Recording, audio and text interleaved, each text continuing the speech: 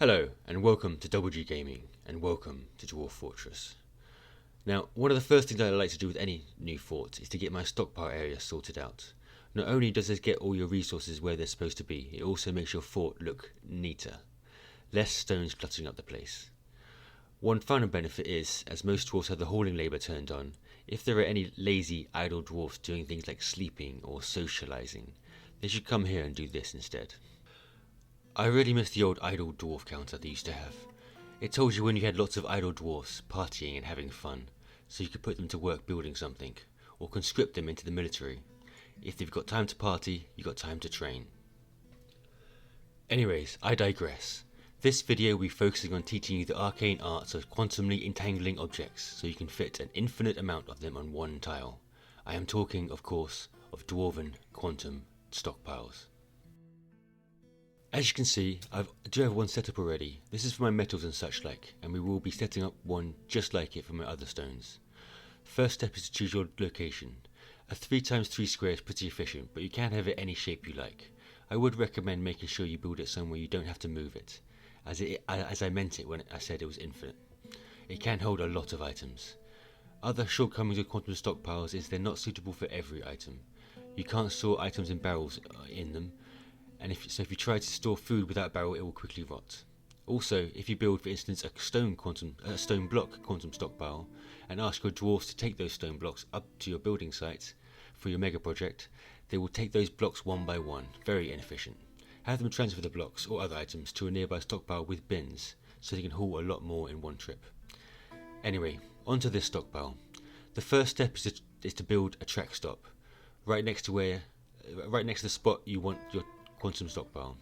Make sure the stop dumps in the direction you want the stockpile, this little arrow here. We want ours to dump its contents north, so this one. Put that down and select any material, doesn't matter. Think it might affect colour, but we won't see it as it will be under the minecart most of the time. Now we want to make our stockpiles. A tiny 1 square stockpile for our quantum one.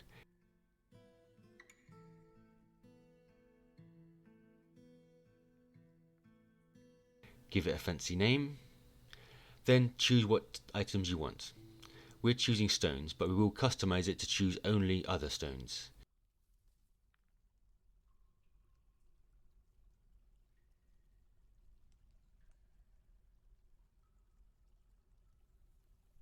Then we need to turn off accepting items and make sure there are no wheelbarrows, barrels or bins.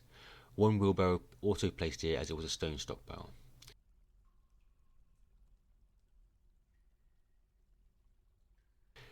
Then we build a feeder stockpile around the track stop.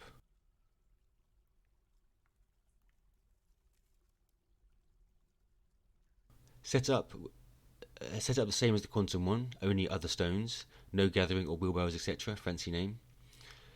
Then we move on to setting up the minecart track, which will make our quantum stockpile be quantum.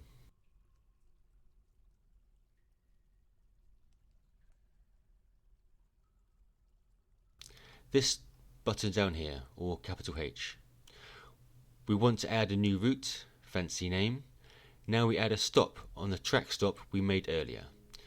You could give the stop a fancy name too, but I'm not sure I'll bother. Working from left to right, first we need to set what item we want to store, other stone. Then we need to tell it to take items from the feeder stockpile. Take items. And finally, we can just get rid of all these conditions. This minecart will never move. So, this is all you need really for a simple quantum stockpile. One final step, almost forgot. Back to the minecart list. We need to add a minecart to the route. This button here. Any minecart will do. It's not going to be moving, so weight is not an issue. Make sure you turn gathering on. 9 dwarfs, 1 dwarf per tile, will go out and very slowly haul big stones back. You could speed this up by adding wheelbarrows, but they take up a spot on the stockpile, so less dwarfs gathering. You could make the stockpile bigger, but then it is less elegant. My solution is to add another gatherer stockpile. Used to be you could only have 3 wheelbarrows per stockpile, so I used to have 2 feeder stockpiles feeding into it. But now you can have as many wheelbarrows as you like. I would recommend having about half the number of wheelbarrows as stockpile squares, so all returning dwarfs can drop off their wheelbarrow and their stone. Make sure this stockpile has gathering turned on, and gives items to the feeder stockpile. Give items.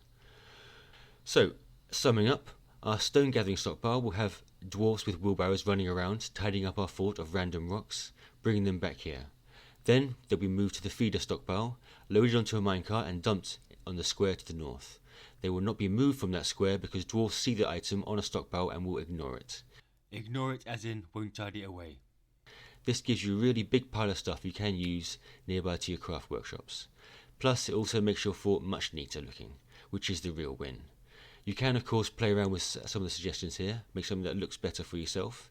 Remember, be creative and inventive, and above all, have fun.